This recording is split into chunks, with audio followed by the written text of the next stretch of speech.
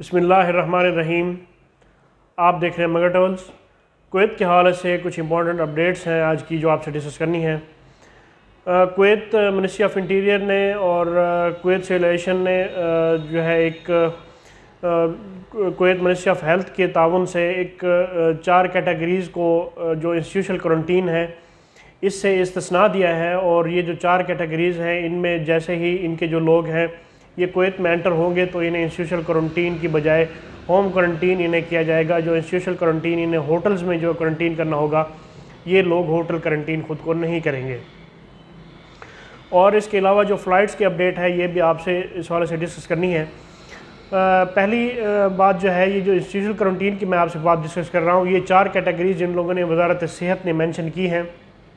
इनमें जो पहली कैटेगरी है ये लोग हैं सीनियर सिटीजन्स, ऐसे तमाम अफराद जिनकी एज 60 साल से ज़्यादा है और इन्हें होटल क्वारंटीन करने में इश्यूज़ होते हैं इस हवाले से उनकी लुक आफ्टर के लिए।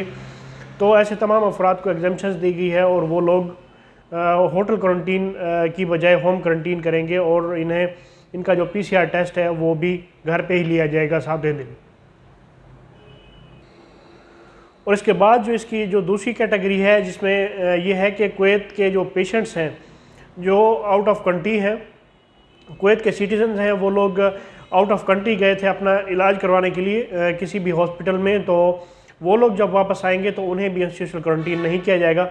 इनके लिए ज़रूरी है कि ये जिस हॉस्पिटल में अपना ट्रीटमेंट करा रहे थे उनके पास इनकी कंप्लीट फ़ाइल होगी। इन्होंने वो उस फाइल को जो है वो अथॉरिटीज़ को दिखाना है ताकि इनका जो एक डाटा है वो कायम किया जा सके और साथ ही इनका जो रिकॉर्ड है कि जिससे ये प्रूफ हो सके कि ये लोग वाकई बाहर अपना इलाज करवाने की घर से गए थे और ये लोग वापस आए हैं।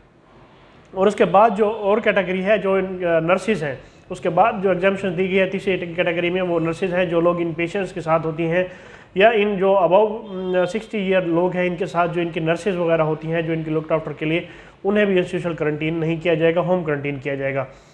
और इसके बाद जो एक कैटेगरी है जो लोग अपने देखभाल खुद नहीं कर सकते, ऐसे तमाम जिन्हें आप माजूर अफराद कह लें या वैसे ही हैंडीकैप्स वगैरह, तो इन तमाम अफराद को भी एग्जाम्पशंस दी गई है और वो लोग भी इंस्टीट्यूशनल क्वारंटीन की बजाय होम क्वारंटीन करेंगे 14 दिन खुद को।